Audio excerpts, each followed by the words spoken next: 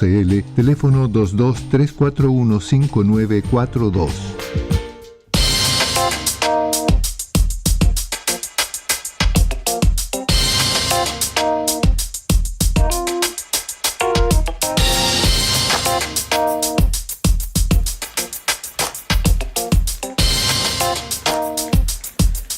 Y estamos ya de vuelta en Política en Vivo y tenemos el gusto de compartir esta segunda parte de nuestro programa con el cientista político académico del Departamento de Estudios Políticos de la Universidad de Santiago, doctor en Estudio Americano, entre otros, máster y doctorado, don Marcelo Mella, a quien tenemos el gusto de recibir. Marcelo, encantado de verte, ¿cómo estás? Hola, hola, buenas tardes, ¿cómo estás, Yana, Felipe? Parece que tienen frío ustedes, pues los veo sobándose las manos. No, nos estamos sobando las manos por la conversación que vamos a tener. Estupendo. Bueno, Eso es lo esperable. estuvimos, por cierto, comentando en el bloque anterior, Marcelo, el impacto que ha tenido la investigación de la Contraloría respecto al mal uso de las licencias médicas al cruzarlas con viajes, pero en general impone en el tapete el problema del ausentismo laboral en el sector público y el tremendo gasto de recursos que eso ha significado. ¿Cómo ha reaccionado, a tu juicio, el sistema político frente a esto, los medios de comunicación? Porque esto se ha tomado la agenda pública, pero uno se teme que puede pasar al cabo de algunos días hasta el siguiente escándalo. Claro, claro. Mira, yo creo que el sistema político se lo ha tomado como puede nomás, pues ya. Eso, el como puede, significa que no están en condiciones de poner la vista en el largo plazo y en las dimensiones sistémicas o estructurales que tienen estos problemas y se quedan en los nombres y apellidos y en ese sentido terminamos discutiendo de personas, digamos. Algo así como una aproximación farandulera a temas que son suficientemente graves, delicados y que merecen una mejor respuesta a nivel institucional. Ahora, para que esa respuesta institucional se produzca, Yasna, la casa de máquinas de la política tiene que estar funcionando bien. Porque si la casa de máquinas no funciona bien, estoy hablando del Poder Legislativo y el Poder Ejecutivo, la verdad es que las respuestas son, a veces agravan la enfermedad. Y yo creo que eso es lo que estamos viviendo. Si uno observa, por ejemplo, el poco atractivo que tiene la primaria en el oficialismo, tiene que ver con una pérdida, con un daño reputacional total con el sistema político. Si uno mira, por ejemplo, las encuestas que han preguntado sobre la confianza que genera Fiscalía, que podría ser parte de la respuesta institucional frente a este tipo de problemas de corrupción, es bajísima también. Entonces acá no queda, en buen lenguaje académico, no queda mono con cabeza o títere con cabeza. Acá la desconfianza es sistémica, estructural, y el problema de todo esto es que cuando la democracia tiene un daño reputacional tan fuerte como lo tiene, o los actores de la democracia como lo tiene hoy día en Chile, cualquier escenario es posible. Y eso es bastante lamentable si uno piensa que Chile hace 40 años atrás estaba saliendo recién de la dictadura. Una de las dictaduras más duras, más feroces de América Latina, y sin embargo parece que es tan difícil el aprendizaje intergeneracional, ¿no? Ahora, hay una institución que brilla en este contexto, que es la Contraloría General de la República. Ha destapado una situación estructural, generalizada, y se reivindica, por lo tanto. O sea, no todas las instituciones democráticas están tan desacreditadas o funcionan tan mal, podría decir uno. Tú tienes razón, pero es la excepción. La verdad es que en el resto de las instituciones, lo que uno llama el régimen político, hay un daño reputacional que es profundo. A mí me parece que, sin exagerar eso, se parece al tango Cambalache, ¿no? Que se escribió en Argentina en la llamada década infame, que antecedió la llegada del autoritarismo de Perón. De eso estoy hablando yo cuando hablo de este daño reputacional del que cuesta tanto sacudirse cuando la capacidad de respuesta de la clase política es deficiente, como está ocurriendo en Chile. Entonces, yo creo que sí, la Contralora ha mostrado que las cosas se pueden hacer de manera bastante mejor a cómo se ha venido haciendo el trabajo de Contraloría General de la República y con poco esfuerzo. Fíjate que la búsqueda de estos 25.000 casos se puede hacer en una planilla Excel donde tú pones la función control V y cruzas los datos. Este es una Excel de 2 columnas. Entonces nadie puede decir que aquí hay una dificultad institucional para detectar este tipo de irregularidades. Lo que falta es voluntad. Y por lo tanto uno podría pensar razonablemente que la situación de crisis que estamos viviendo en nuestra democracia hoy día en Chile se viene larvando hace 1 o 2 décadas atrás. Y ahora explota con toda la fuerza, digamos. Pero esto es una crisis sistémica. Creo que vamos a vivir un proceso electoral marcado por esta incapacidad de respuesta del sistema político, ya sea en términos de la corrupción, de los problemas que aparecen acá, el tema de la seguridad es otra cara de este mismo problema, y los déficits en política sectorial, que tú puedes ver que el problema de la vivienda lo tenemos hace 2 décadas y sigue creciendo, el problema de la reactivación económica se mantiene como un tema, entonces parece ser que da lo mismo. Nuevamente cito el tango de Discépolo, ¿no? Da lo mismo, y si tú miras la encuesta del Latino Barómetro, es Discépolo 100%. A los chilenos, Chile es en el año 2020, para que no digan que la pandemia lo empeoró todo y somos hoy día un país que es un efecto de la pandemia. Si tú miras el Latino Barómetro del 2020 te vas a dar cuenta que Chile es el 4.º país que menos respalda la democracia en América Latina. O sea, esta es una patología larga. Fíjate que el otro día, conversando en términos parecidos a esto, recordábamos el periodo previo a la elección de Ibáñez, el 52, no el Ibáñez de los 20, donde también se da la llegada de una figura, de un ex dictador, porque viene a poner orden, porque viene a terminar con la corrupción y porque no forma parte de ningún partido, no tiene nada que ver con el sistema de partidos corruptos. Hay una similitud, con todas las diferencias obvias que se puede suponer con el paso del tiempo, más de 70 y tantos años. Pero hay algo ahí que se repite y que tiene que ver con esa lógica y que nos lleva a pensar finalmente de que el tema de quien ofrezca soluciones mágicas con mayores, particularmente en materia de seguridad y otra, tiene una ventaja, aunque sabemos que no van a cumplir ni se pueden cumplir esas soluciones. Es que el populismo es tan viejo como Ibáñez. Y más. Y más todavía. Es la receta perfecta el uso de la corrupción, ¿eh? Es una constante. Exactamente.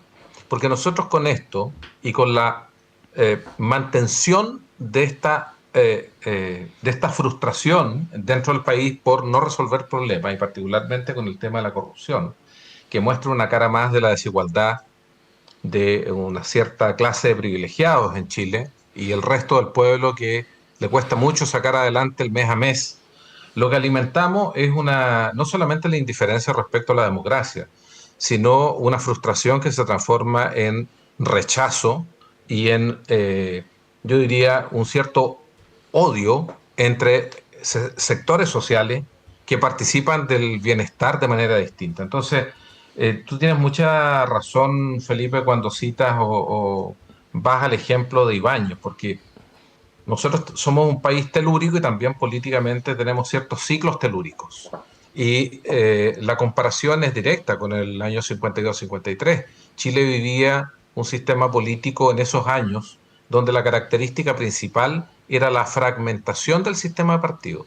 Los 2 momentos de mayor fragmentación, es decir, con mayor número de partidos en los gabinetes del presidente y en el Congreso, han sido el año 52-53 y ahora aún más, después de la reforma del 2015, la reforma electoral, que supera el mayoritario binominal, que generaba, tenía un problema de legitimidad de origen, por supuesto, pero además generaba otros problemas, que es que la democracia chilena no generaba ganadores y perdedores, generaba empate. Y una democracia que genera empate, todos entendemos que no es democracia. Pero hoy día tenemos otro problema, que producto de la excesiva fragmentación, la calidad de la respuesta al sistema político es deficiente, la construcción de acuerdos es lenta. Y entonces, yo diría, el resentimiento, el malestar que existe en la sociedad chilena tiene razón, porque efectivamente el sistema aparece llegando tarde prácticamente a todas las cosas, ¿no? Y esto es algo que lamentablemente para la gente de derecha que tiene la esperanza de llegar al gobierno y hacer las cosas totalmente distintas, lamentablemente se trata de un problema estructural. Así que si hay cambio de gobierno, lo más probable es que sigamos teniendo alta fragmentación y un contingente legislativo del gobierno que es minoritario. Por lo tanto, hoy día ser gobierno en Chile es muy complejo, es muy difícil y hay grandes dificultades a nivel sistémico para resolver los problemas de la gente. Eh, Hay una explicación que está siempre subyacente a los problemas de corrupción, pero también los problemas de microcorrupción ciudadana, Sí. y es la anomia. O sea, no estamos respetando las normas en la medida en que las normas tampoco están respetando a los ciudadanos, en la medida en que las instituciones que las generan tampoco los están respetando, ¿verdad? Entonces, esto de que se ha dicho tanto desde que estalló esta investigación de viajes con licencia, de el tirar la licencia, que ya es como una usanza al nivel de que existe el lenguaje, el dicho para hacerlo, de la misma manera que evadir el transporte, el pago del transporte público o evadir los impuestos, el boleta factura, son malas prácticas muy, muy, muy asentadas en la sociedad chilena. Entonces, eso es también consecuencia de la degradación del sistema político, es cultural, es estructural, es fruto del individualismo también, en que sálvese cada uno con sus uñas. ¿A quién responde, en tu opinión? ¿O a todas las anteriores?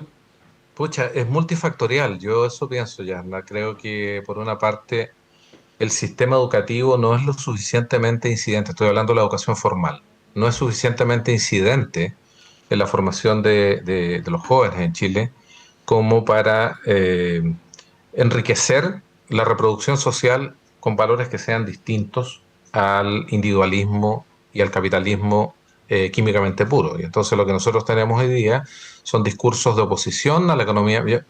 Recuerdo una imagen súper patente para mí en lo personal, y perdona el comentario infidente, pero cuando vino el estallido, recuerdo, me tocó pasar justo en ese momento cuando estaban abriendo el Costanera Center y veía las filas de jóvenes que estaban esperando la apertura del Costanera Center, que probablemente horas antes estaban en Plaza Dignidad o Plaza Italia. Entonces creo que hay una bipolaridad en nuestro país, que en cierta medida el sistema educacional está al debe, creo, y estoy hablando desde la educación básica media hasta el sistema universitario. Yo soy profesor universitario y creo que no hacemos lo suficiente o que podríamos hacer más por esto, ¿no? Por una parte eso. Por otra parte, el camino rápido, Yasna, ¿no? El camino rápido.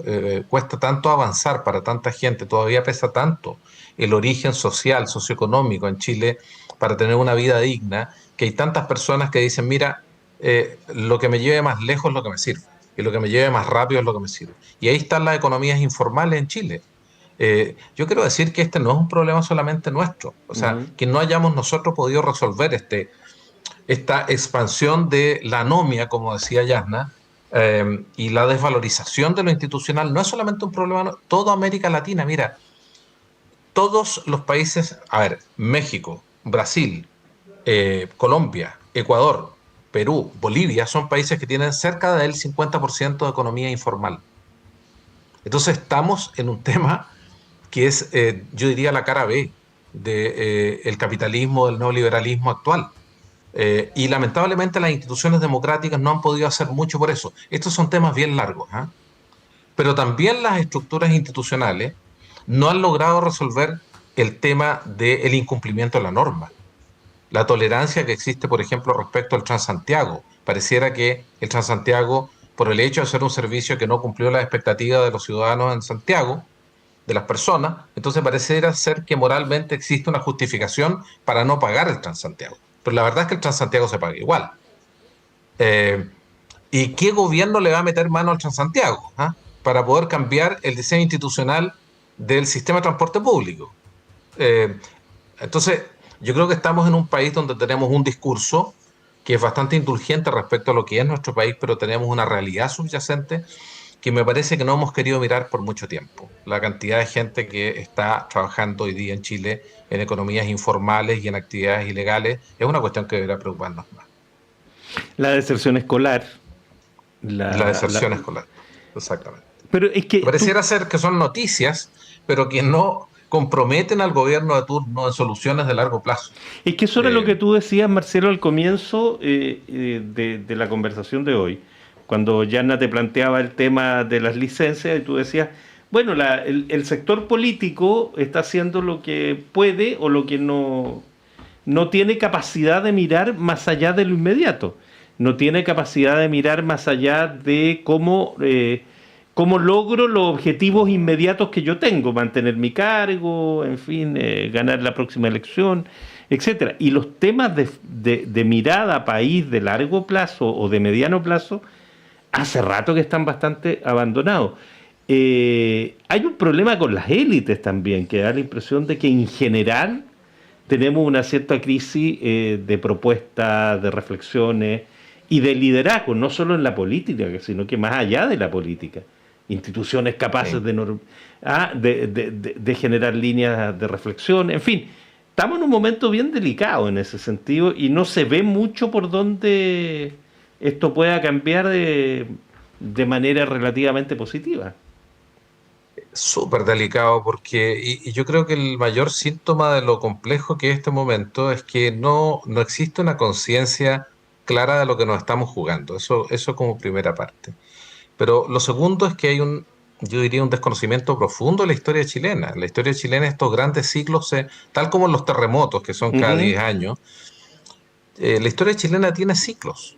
Sí, Tiene claro. ciclos de autoritarismo, bueno, y usualmente, ya que hablábamos de fragmentación, de decir, de multiplicación de partidos, más allá de lo razonable o de lo funcional, nosotros también sabemos que la historia política chilena es eso también, pues es un conjunto de ciclos, de momentos de alta fragmentación, de liderazgos autoritarios que vienen a ordenar lo que el sistema de partido y la clase política no puede resolver. Y parece que estamos entrando en ese lugar, en esa zona, en esa dimensión desconocida, para remitirnos a una serie de hace años atrás, donde eh, está ocurriendo que no solamente da lo mismo respecto al sistema democrático.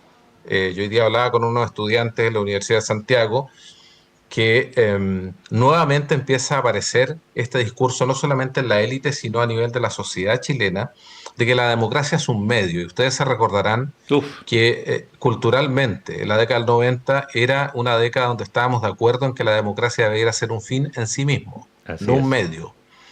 Hoy día nuevamente volvemos a hablar de una democracia como un medio y entonces tú tienes a más de la mitad del país diciendo que mira, si las condiciones no son las adecuadas, la verdad es que me da cada vez más lo mismo el régimen político que tenga. Lo que me importa es poder hacer una buena vida.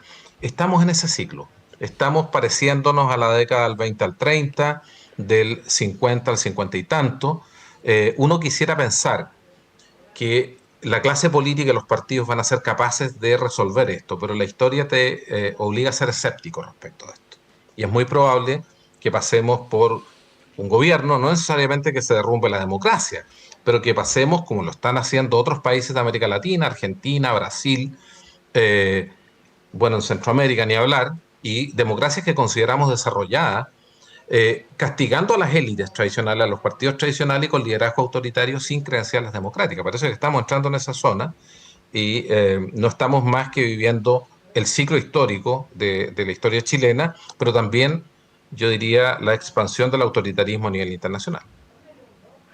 Ahora, se han conjugado dos tipos de explicación. Desde la más conservadora o de la derecha, me refiero al incumplimiento de normas, ¿ah? Sí.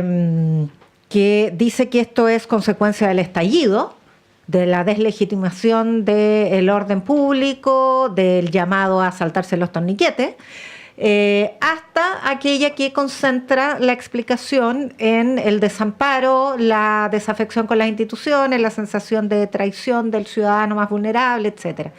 sea, en estos dos polos se buscan justificaciones y además se buscan, es lo que tú llamabas la farandulización cuando comenzamos la conversación. Se buscan a personas y a partidos políticos para culpar, en lugar de ir a ver soluciones estructurales.